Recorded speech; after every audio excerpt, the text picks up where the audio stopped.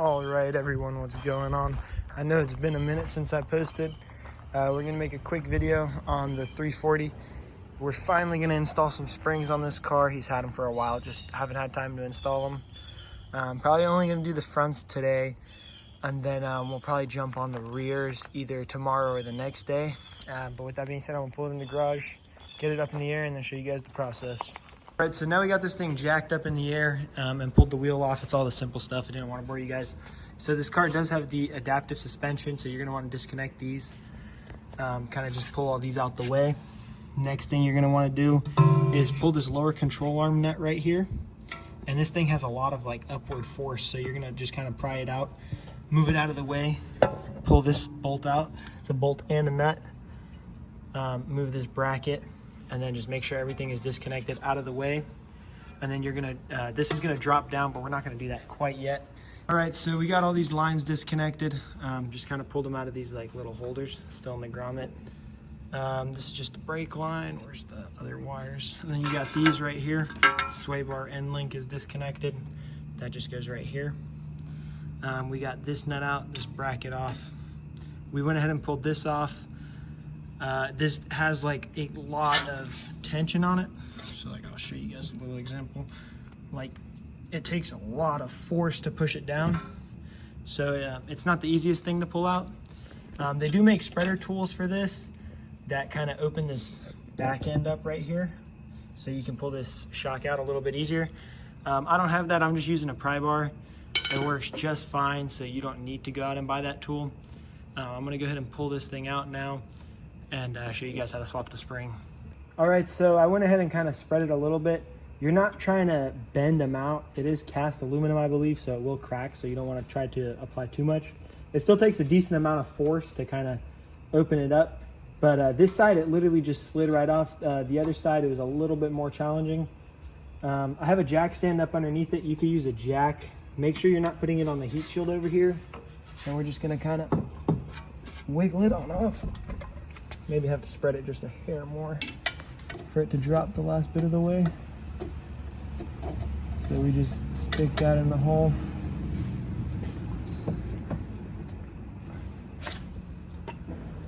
I'll push that with my knee. And then it pops right off. The jack stand caught it right there. It is pretty heavy, so you want to be careful. All right, so I got the shock out. Unfortunately, I ran out of storage on my phone, but it's pretty simple. You just pop, there's like some pop pins here, here, and here. I leave this one in just because there's no need to take it out. And then you just got 4 bolts here, here, and here. It is an E-socket. Once you take that out, it just pretty much drops out. That's resting on the jack stand. No tension on any of the wires or anything like that. And then one more thing before I do forget. On the driver's side, we're just kind of cleaning everything up here. There's a sensor right there that you have to disconnect. I just pulled this like little white thing out of it. But with that being said, I'm gonna now swap over the spring. We got the driver's side done. I'm gonna show you guys how to do that. It's pretty simple. You just need one tool, or I guess 2 tools, but I'll get to it right now. All right, so we're gonna go ahead and swap the spring now. As long as you're careful, these aren't that scary as everyone portrays them to be. Just gonna put this in here. And grab my socket. We're gonna do this with an impact because it makes it go way faster.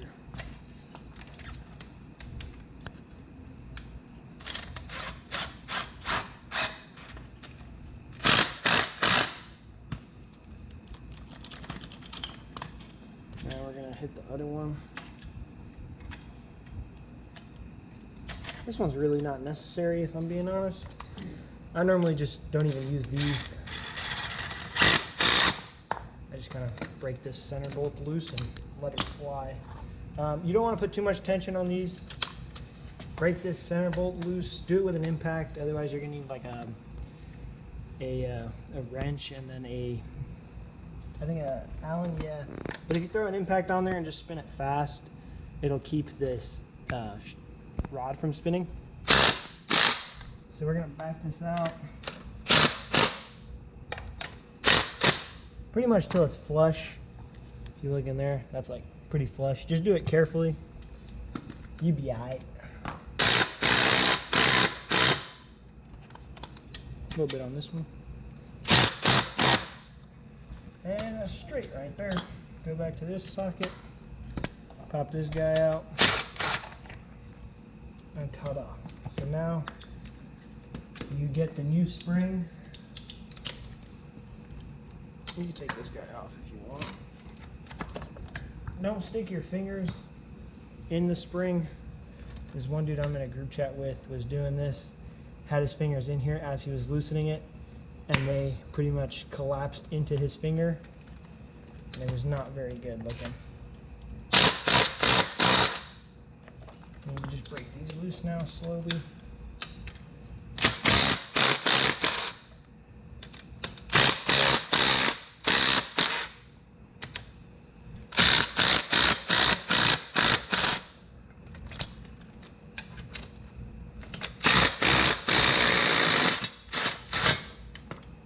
And the reason I had my fingers on there, I know I just said not to, is because this one was already off.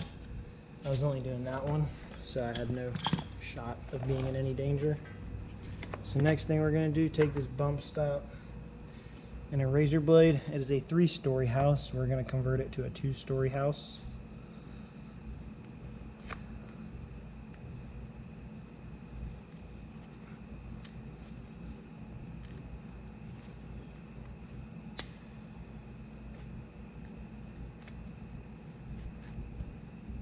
Gotta do that SEMA quality cut right there.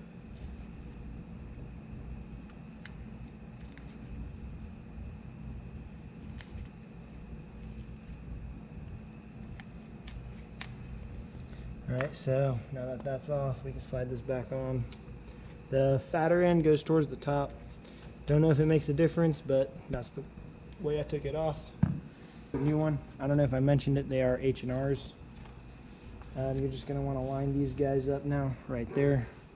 You line that one up, then you take your strut, slide it in, and then spin it till it makes contact with that one. And then as you can see, this one has no notch on it, so this just goes however. You don't need a spring compressor tool for this one, putting the lowering spring on. You just kind of line this guy up, bump it in there, and then drop the nut in there. And it doesn't take too much effort, you just kind of press down on it firmly, get some threads going. Lay that right down.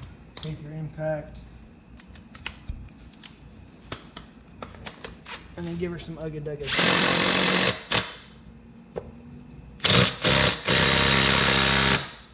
And then that's tight.